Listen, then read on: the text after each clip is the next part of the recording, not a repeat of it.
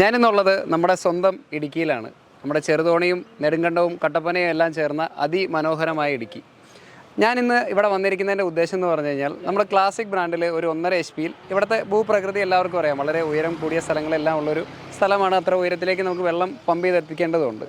അപ്പോൾ അങ്ങനെ ഒരു സ്ഥലത്ത് നമ്മളൊരു പമ്പ് കൊണ്ടുപോയി വെച്ച് കഴിഞ്ഞാൽ, ഒരു ആക്ച്വൽ ഫീൽഡിൽ കൊണ്ടുപോയി വെച്ച് കഴിഞ്ഞാൽ വരാവുന്ന പ്രശ്നങ്ങൾ മനസ്സിലാക്കിയാണ് നമ്മുടെ ഇന്നത്തെ വീഡിയോ. നമുക്ക് എന്താണ് ഈ പുതിയ മോഡലെന്നും അതിന് എടുക്കുന്ന കറണ്ട് കൺസപ്ഷൻ, അതിൻ്റെ ഡിസ്ചാർജ് കാര്യങ്ങളെല്ലാം നമ്മൾ ഈ വീഡിയോയിലൂടെ മനസ്സിലാക്കും.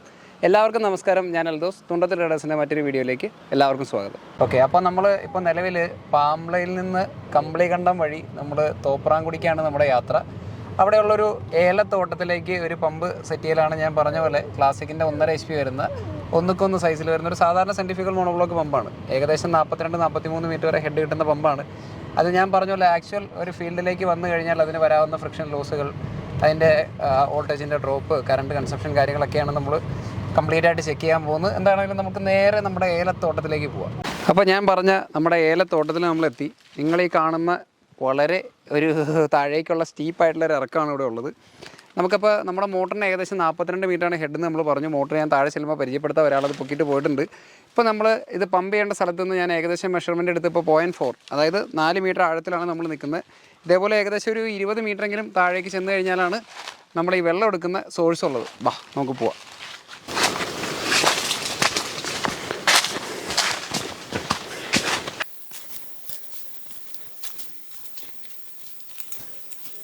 ഈ കാണുന്നതാണ് നമ്മുടെ മോട്ടർ. 1.5 HP ഒന്നുക്കൊന്ന് സൈസിൽ 42 മീറ്റർ വരെ ഹെഡ് കിട്ടുന്ന മോട്ടറാണ്. അപ്പോൾ ഇതിന് 1 ഇഞ്ച് സെക്ഷൻ, 1 ഇഞ്ച് ഡെലിവറി സൈസാണ്. ബാക്കിയുള്ള ഇതിൻ്റെ പെർഫോമൻസ് കാര്യങ്ങളൊക്കെ നമുക്കൊന്ന് നോക്കണം. ഞാൻ പറഞ്ഞാൽ ഇത് നമ്മൾ ഓൾറെഡി നമ്മുടെ ഷോപ്പിൽ വെച്ച് നമ്മൾ ടെസ്റ്റിങ് കാര്യങ്ങളൊക്കെ ചെയ്തതാണ്. പക്ഷേ ഒരു ഫീൽഡിൽ പോയി ഒരു മോട്ടർ വർക്ക് ചെയ്യുമ്പോൾ അതിന് പല രീതിയിലുള്ള പ്രതിസന്ധികളും പ്രശ്നങ്ങളൊക്കെ നേരിടേണ്ടി വരും. അത് എന്തെങ്കിലുമൊക്കെ വരാൻ സാധ്യതയുണ്ടോയെന്നാണ് നമുക്കറിയേണ്ടത്. ഞാനിപ്പോൾ ഏകദേശം മെഷർ ചെയ്യുമ്പോൾ നമ്മുടെ വോൾട്ടിമീറ്ററിലുള്ള ഉയരവ്യത്യാസം ഇപ്പോൾ തന്നെ ഒരു 21 മീറ്ററോളം ഉയരവ്യത്യാസം എത്തിയിട്ടുണ്ട്. നമുക്ക് നോക്കാം താഴെ വരെ പോകാൻ നേരത്ത് എത്ര ഹൈറ്റിലേക്ക് പമ്പ് ചെയ്യേണ്ടി വരും. നിലവിൽ ഈ സൈഡിൽ ഉപയോഗിച്ചുകൊണ്ടിരുന്ന ഈ പിസ്റ്റൺ പമ്പിനെയാണ് നമ്മൾ റീപ്ലേസ് ചെയ്യാൻ പോകുന്നത്. മെയിനായിട്ട് ഈ സൈഡിൽ 2-3 ചലഞ്ചസാണ് എനിക്ക് ഫീൽ ചെയ്യുന്നത്. ഒന്ന്, ഇവിടുത്തെ ഹൈറ്റ് ഡിഫറൻസ് നോക്കിക്കഴിഞ്ഞാൽ ഏകദേശം 34 മീറ്ററിനടുത്ത് ഹൈറ്റ് ഡിഫറൻസ് തന്നെ വരുന്നുണ്ട്. അതുകൂടാതെ ഇത് ഏകദേശം 120 മീറ്റർ ദൂരം 1 ഇഞ്ച് പൈപ്പിൽ കൂടെയാണ് പമ്പ് ചെയ്യേണ്ടത്. ആ പൈപ്പിൻ്റെ ഫ്രിക്ഷൻ ലോസും അത് കൂടാതെ കണക്ഷൻ എടുക്കുന്ന ദൂരം ഏകദേശം 100 മീറ്ററിന് മേളിലുള്ളത് കൊണ്ട് അതിൽ വരുന്ന വോൾട്ടേജ് ഡ്രോപ്പുമാണ് ഇവിടുത്തെ മെയിൻ ഒരു ചലഞ്ചായിട്ട് വരുന്നത്. അപ്പോൾ ഞാൻ ആവറേജ് ഒരു സൈറ്റ് ഹെഡ് കാൽക്കുലേറ്റ് ചെയ്ത് വെച്ച് തന്നെ നമുക്ക് 42 മുതൽ 43 മീറ്റർ വരെ ഹെഡ് നമുക്ക് വരുമെന്നാണ് നമ്മുടെ ഒരു ആവറേജ് കാൽക്കുലേഷൻ. നമ്മുടെ 42 മീറ്റർ ഹെഡ് പറയുന്ന ഈ പമ്പ് വെച്ചിട്ട് ഈ ഫ്രിക്ഷൻ ലോസ് അതിജീവിച്ച് അതിൻ്റെ മേളിൽ വെള്ളം എത്തുമോ എന്നുള്ളതാണ് നമുക്ക് ചെക്ക് ചെയ്യേണ്ടത്. ഈ കാണുന്നതാണ് ക്ലാസിക്കിൻ്റെ CM11HH എന്ന് പറയുന്ന 1.5 HP ഒന്നുക്കൊന്ന് സൈസിൽ 42 മീറ്ററിൻ്റെ മേലെ ഹെഡ് കിട്ടുന്ന ഒരു പമ്പ്. ഇതിൻ്റെ മെയിൻ പ്രത്യേകതകൾ, ഒന്ന് ഹെവി കാസ്റ്റിംഗ് ആണ്, 110 mm ആണ് കോർ ലെങ്ത് വരുന്നത്, F ക്ലാസ് ആണ് വൈൻഡിങ് വരുന്നത്. ഇതിൻ്റെ ഇൻറ്റേർണൽ പാർട്സും വെറ്റ് പാർട്സും PE കോട്ടിങ് ചെയ്തിട്ടുണ്ടാവും.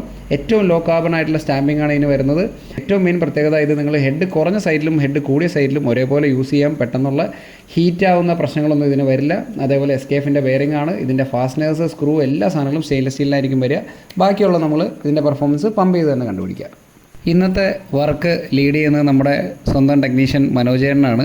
ഇപ്പോൾ നമ്മൾ കാണുന്നത് നിലവിൽ അവിടെ ഇരുന്ന പിസ്റ്റൺ പമ്പിൽ നിന്ന് അതിൻ്റെ സക്ഷൻ പൈപ്പ് ഊരി നമ്മളിത് നമ്മുടെ പുതിയ മോട്ടറിലേക്ക് മാറ്റുന്നതാണ് നിങ്ങൾ കണ്ടുകൊണ്ടിരിക്കുന്നത്. ഇതിൻ്റെ ഡെലിവറി സൈഡിൽ നമ്മൾ ഉദ്ദേശിക്കുന്നത് 2 T കൊടുത്തിട്ട് ഒരു വാൽവ് കൊടുത്ത് നമുക്കതിൻ്റെ സെക്ഷൻ സൈഡിലുള്ള വെള്ളം നിറയ്ക്കാനുള്ള ഒരു ഓപ്ഷനും, രണ്ടാമതൊന്ന് നമുക്ക് പ്രഷർ ഗേജ്, ആ പ്രഷർ ഗേജ് വെച്ച് കഴിഞ്ഞാൽ നമ്മുടെ ഈ സൈറ്റ് ഹെഡ് കാര്യങ്ങളും നമ്മുടെ മോട്ടർ ജനറേറ്റ് ചെയ്യുന്ന പ്രഷറൊക്കെ നമുക്ക് കണ്ടുപിടിക്കാൻ പറ്റും. അപ്പോൾ അതിൻ്റെ ഡെലിവറി സൈഡിലേക്കുള്ള വർക്കുകളാണ് ഇപ്പോൾ ചെയ്തുകൊണ്ടിരിക്കുന്നത്. ഇതിന് സക്ഷൻ എന്ന് പറയുന്നത് വളരെ കുറവേ ഉള്ളൂ. ഒരു 1 മീറ്റർ ആഴം വരുന്ന ഒരു കുളത്തിൽ നിന്നാണ് നമുക്കിതിൻ്റെ സക്ഷൻ എടുക്കുന്നത്. ഡെലിവറി ഹെഡാണ് കൂടുതൽ.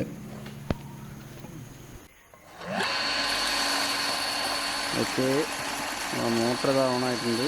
ഈ മോട്ടറിൻ്റെ ഫുൾ ഓപ്പണിങ്ങിലുള്ള പെർഫോമൻസും അതിൻ്റെ കറണ്ടുമാണ് നിങ്ങൾ കാണുന്നത്. ശരിക്കും ഇതിന് ആവറേജ് 9.2 ആംപിയർ എങ്കിലും ഫുൾ ഓപ്പണിങ്ങിൽ കറണ്ട് എടുക്കേണ്ടതാണ്. പക്ഷേ എന്തുകൊണ്ടോ ഇത് 7.8 മാത്രമേ എടുക്കുന്നുള്ളൂ.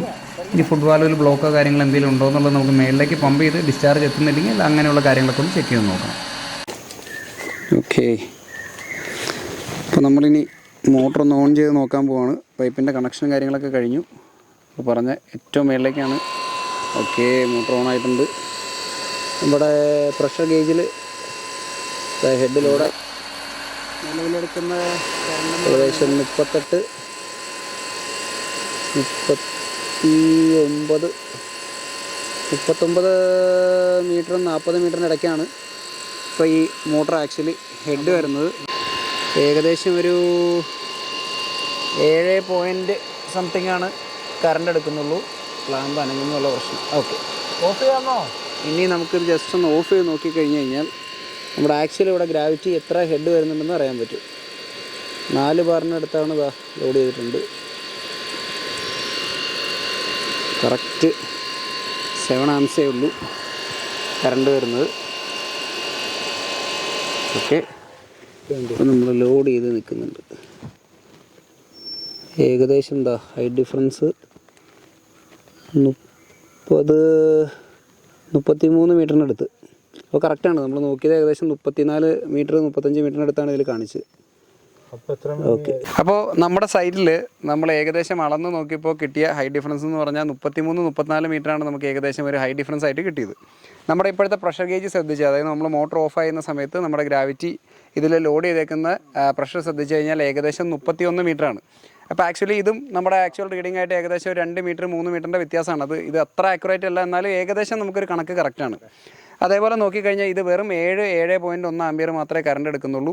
4 ബാർ കറക്റ്റ് 40 മീറ്റർ 41 മീറ്റർ റേഞ്ചിലാണ് ഇപ്പോൾ ഇത് വർക്ക് ചെയ്യുന്നത്. അതിൻ്റെ കാരണം നമുക്ക് ഈ 31 മീറ്റർ ഹൈ ഡിഫറൻസും അത് കൂടാതെ 110 മീറ്ററിൻ്റെ പൈപ്പിൻ്റെ ഫ്രിക്ഷൻ ലോസും അതിൽ വരുന്നുണ്ട്. ആ ഫ്രിക്ഷൻ ലോസും കണക്ക് കൂട്ടുന്നത് കൊണ്ടാണ് ഇപ്പോൾ നമ്മുടെ ആ ഗേജിൽ ഏകദേശം 40-41 എന്ന് പറഞ്ഞു കഴിഞ്ഞാൽ നമ്മുടെ സെക്ഷൻ പൈപ്പ് ഉൾപ്പെടെ 42 മീറ്ററിനടുത്താണ് നമ്മുടെ ഏകദേശം ഒരു ഹെഡ് എന്ന് പറഞ്ഞാൽ. ഇനി 2 കാര്യങ്ങൾ നമുക്ക് ചെക്ക് ചെയ്യാനുള്ളൂ. ഒന്ന്, നമ്മുടെ ഇവിടുത്തെ വോൾട്ടേജ് നമുക്ക് ചെക്ക് ചെയ്യണം. അതുകൂടാതെ നമുക്ക് അവിടെ കിട്ടുന്ന ഡിസ്ചാർജ്. ഈ 2 കാര്യങ്ങളോടെ ചെക്ക് ചെയ്ത് കഴിഞ്ഞാൽ നമുക്ക് ഇതിനെക്കുറിച്ചുള്ള ഏകദേശം ഒരു കൺക്ലൂഷൻ ആക്കാൻ പറ്റും. അപ്പോൾ കറണ്ട് വളരെ കുറവാണെന്നുള്ള ഉറപ്പാണ്. ഇനി അതിനനുസരിച്ചുള്ള ഡിസ്ചാർജ് അവിടെ കിട്ടണ്ടോ എന്നുള്ളതാണ് നമുക്ക് അടുത്ത് ചെക്ക് ചെയ്യേണ്ടത്. അടുത്തത് നമ്മൾ ചെക്ക് ചെയ്യുന്നത് ഇതിൻ്റെ കറണ്ട് കൺസപ്ഷൻ, അതേപോലെ തന്നെ ഇതിൻ്റെ ടെർമിനൽ വോൾട്ടേജുമാണ്. അപ്പോൾ നമ്മൾ വോൾട്ടേജ് ശ്രദ്ധിച്ചറിയാം, 210-211 വോൾട്ട്. ഞാൻ പ്രതീക്ഷയിൽ നന്നായിട്ടൊരു വോൾട്ടേജ് നമുക്കിവിടെ കിട്ടുന്നുണ്ട്. അതേപോലെ ഇതിൻ്റെ കറണ്ട് നോക്കിക്കഴിഞ്ഞാൽ കൃത്യം 7 ആംസാണ് ഇതിൻ്റെ കറണ്ട് കൺസപ്ഷൻ. നമുക്കിനി ഇതേപോലെ തന്നെ ഈ കണക്ഷൻ എടുക്കുന്ന പോയിന്റിൽ 100 മീറ്റർ അപ്പുറമുള്ള പോയിന്റിൽ വോൾട്ടേജ് മോട്ടർ ഓൺ ചെയ്യുന്നതിന് മുന്നേ ഓൺ ചെയ്തതിന് ശേഷമുള്ളത് നമുക്ക് ചെക്ക് ചെയ്ത് നോക്കണം. ഓക്കെ, അപ്പോൾ തിരിച്ച് നമ്മൾ ഡിസ്ചാർജ് കാണാനായിട്ട് നമ്മൾ സെറ്റ് ചെയ്തേക്കുന്നത്, അതായത് പമ്പ് ചെയ്യുന്ന ലൊക്കേഷനിലേക്ക് നമ്മൾ പോയിക്കൊണ്ടിരിക്കുകയാണ്. ഇലച്ചെടികളുടെ ഇടയിലൂടെ വലിഞ്ഞ് കയറി പോയിക്കൊണ്ടിരിക്കുകയാണ്. നല്ല സ്റ്റീപ്പായിട്ടുള്ള കയറ്റാണ് ഇവിടെ ഉള്ളത്. നമ്മൾ പകുതി കയറ്റം കഴിഞ്ഞ് കഴിഞ്ഞപ്പോൾ എല്ലാവരും റെസ്റ്റിലാണ്. ഓക്കെ, അയ്യോ, ഈ കയറ്റം നിങ്ങൾക്ക് കാണാം, വളരെ വളരെ സ്റ്റീപ്പാണ്. സാധനങ്ങളെല്ലാം കയറ്റി ആൾ വരുന്നുണ്ട്. നിങ്ങൾക്കപ്പോൾ ഏകദേശം ഈ സൈറ്റിൻ്റെ ഒരു ഹൈ ഡിഫറൻസ് ഈ വീഡിയോയിലൂടെ മനസ്സിലാവും. ഇനിയും ഇതേപോലെയുള്ള സ്റ്റീപ്പായിട്ടുള്ള കയറ്റം കഴിഞ്ഞിട്ടാണ് നമ്മൾ മോട്ടർ പമ്പ് ചെയ്തുകൊണ്ടിരിക്കുന്നത്. ഓക്കെ, ഇതാണ് നമ്മുടെ ഈ കണക്ഷൻ പോകുന്ന സ്ഥലത്തുള്ള ആക്ച്വൽ വോൾട്ടേജ് എന്ന് പറഞ്ഞാൽ ഒരു 226 വോൾട്ടിനടുത്ത് നമ്മുടെ ഇതിൽ സപ്ലൈ വോൾട്ടേജ് കാണിക്കുന്നുണ്ട്. മോട്ടർ ഒന്ന് ഓൺ ചെയ്യൂ. ഇനി ആ മോട്ടർ ഓൺ ചെയ്ത് കഴിയുമ്പോഴുള്ള ഡ്രോപ്പ് നിങ്ങൾ ശ്രദ്ധിച്ചറിയാം, 214 വോൾട്ടിനടുത്താണ് ഇവിടെ കിട്ടുന്നത്. എന്നാൽ നമ്മളവിടെ ചെക്ക് ചെയ്യുമ്പോൾ 208 210 അപ്പോൾ ഒരു 5 മുതൽ 6 വോൾട്ട് വരെയാണ് നമ്മുടെ 10ൻ്റെ സർവീസ് വയറിലുള്ള ഡ്രോപ്പ് ഈ പറഞ്ഞ 120 മീറ്റർ ലെങ്ത്തിലേക്ക് വരുന്നുള്ളൂ. അപ്പോൾ വോൾട്ടേജ് നന്നായിട്ടുള്ളതുകൊണ്ടാണ് അത്ര കുറവ് കറണ്ടിൽ നമുക്ക് ആ പെർഫോമൻസ് കിട്ടുന്നത്. നല്ലൊരു സൈറ്റ് വോൾട്ടേജ് ഉള്ളൊരു സ്ഥലം കൂടിയാണത്. ഓക്കെ, ഇനി അടുത്തത് ഇതിൻ്റെ ഏകദേശം ഒരു ഡിസ്ചാർജ് ചെക്ക് ചെയ്യണം. ഇത് ഈ കാണുന്ന ജലസംഭരണിയിലേക്കാണ് പമ്പ് ചെയ്യുന്നത്. നമ്മുടെ മോട്ടർ ഓൺ ചെയ്തിട്ടുണ്ട്. നമുക്ക് ഏകദേശം ഈ 10 ലിറ്റർ നിറയാനെടുക്കുന്ന സമയമാണ് നമുക്കൊന്ന് ചെക്ക് ചെയ്ത് നോക്കേണ്ടത്. ഓക്കെ,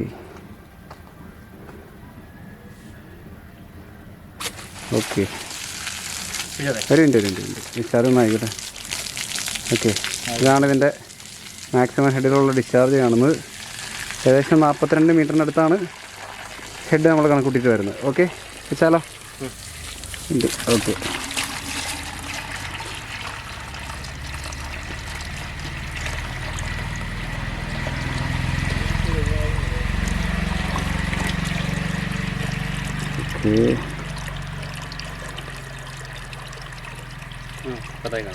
ഇല്ല,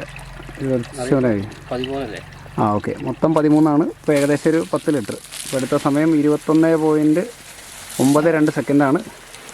10 ലിറ്റർ നിറയാനെടുത്ത സമയം എന്ന് പറയുന്നത്. ഇപ്പോൾ കണക്ക് കൂട്ടിയത് വെച്ച് നമുക്ക് താഴത്തെ ലെവലിൽ ഇതിൽ നിന്ന് ഏകദേശം ഒരു 3 മീറ്റർ താഴെ കിട്ടുന്നത് 1620 ലിറ്ററിനടുത്താണ് ഒരു മണിക്കൂറിൽ നമുക്ക് കിട്ടുന്ന ഡിസ്ചാർജ്. അതാണ് ഈ പമ്പിൻ്റെ 42 മീറ്റർ ഹെഡിലുള്ളത്. അതിനുശേഷം നമ്മളൊരു 3 മീറ്റർ ഉയരത്തിലേക്ക് പിന്നെ ഒന്ന് പമ്പ് ചെയ്ത് നോക്കിയേക്കുന്നതാണ് നിങ്ങളിപ്പോൾ കാണുന്നത്. ഇപ്പോഴും വലിയ ഡിസ്ചാർജിന് കാര്യമായിട്ടുള്ള വ്യത്യാസമില്ല. അപ്പോൾ നമുക്ക് പ്രാക്ടിക്കലി ഒരു 43-45 മീറ്റർ വരെയുള്ള ഹെഡിലേക്ക് ഇത് ഈസി ആയിട്ട് യൂസ് ചെയ്യാൻ പറ്റുന്നുണ്ട്. പിന്നെ മെയിനായിട്ട് ഇവിടെ വരുന്നത് പൈപ്പിൻ്റെ ഫ്രിക്ഷൻ ലോസാണ്. ഈ പൈപ്പ് കുറച്ചുകൂടെ വണ്ണം കൂടിയ പൈപ്പോ അങ്ങനെയാണെന്നുണ്ടെങ്കിൽ നമുക്ക് കുറച്ചുകൂടെ ഫ്രിക്ഷൻ ലോസ് കുറഞ്ഞ് കിട്ടിയാൽ കുറച്ചുകൂടെ ബെറ്റർ ആയിട്ടുള്ള ഡിസ്ചാർജ് കിട്ടിയാണ്.